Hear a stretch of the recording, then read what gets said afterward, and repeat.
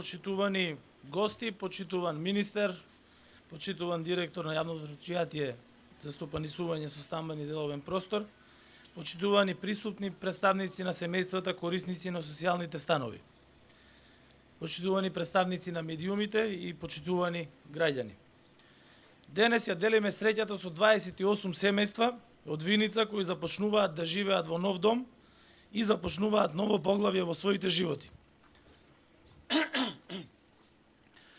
Денес наши сограѓани добиваат нови домови каде ќе ја градат својата иднина и ќе ги реализираат своите соништа.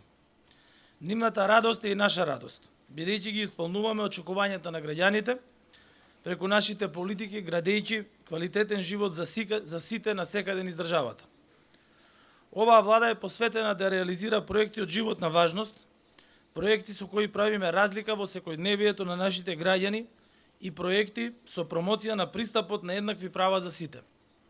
Затоа во фокусот на нашето делување се и ранливите групи на граѓани, за кои предвидовме изградба на социјални станови низ целата држава, преку програмата за ранливи категории на граѓани. Овде во Виница инвестираме над 1,2 милиони евра во овој нов објект. Становите се со површина од 36 до 50 квадратни метри и се наменети за деца над 18 години без родители, корисници на право на гарантирана минимална помош, лица погодени од елементарни непогоди, лица со попреченост, социјално загрозени, како и самохрани родители со малолетни деца. Обезбедуваме пристоен живот и достоинство, бидејќи секој човек е важен. Интензивно градиме низ целата држава и со поддршка на институциите помагаме секаде и секому. Градиме повеќе, но за пократок период. Во изминатите 4 години се изградени и во фаза на изградба се над 860 социјални станови. Само за споредба, од 2011 до 2016 година се изградени 600 социјални станови. Од 2017 година до сега се доделени станови во Струмица, Гостивар, Македонски Брод и Пробиштип. Денес сме тука во Виница, а следни се градовите Свети Николе, Демиркапија, Гевгелија.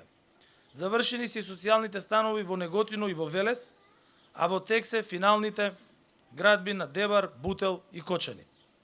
Во Демиркапија се очекува становите да се распределат наскора, а во тек се и огласите за распределба на социјални станови во Гевгелија. Се грижиме за регионален равномерен развој, но се грижиме и за повеќе средства за оние на кои им е најпотребна нашата помош. Затоа во оваа година во буџетот на Министерството за труд и социјална политика обезбедивме 5,5 милиони евра повеќе од лани за социјални услуги. Преку Законот за финансиска поддршка на социјално ранливи категории граѓани за справување со енергетската криза обезбедивме по 3000 денари месечно за нив. Ја зголемивме социјалната помош во изминатите неколку години за над 300%. Со системски решени и антикризни мерки успеавме да ги зголемиме минималната и просечната плата на историски на највисоко ниво и 80.000 граѓани ги излековме над прагот на сиромаштијата. Покажавме одговорно однесување во услови на криза и обезбедивме услови за континуиран раст на платите.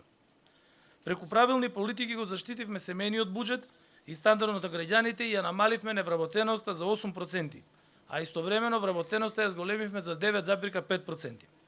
Во оперативниот план за активни програми и мерки за вработување и услуги на пазарот на трудот за 2023 година, кој што го усвоивме, ги предвидовме и корисниците на гарантирана минимална помош.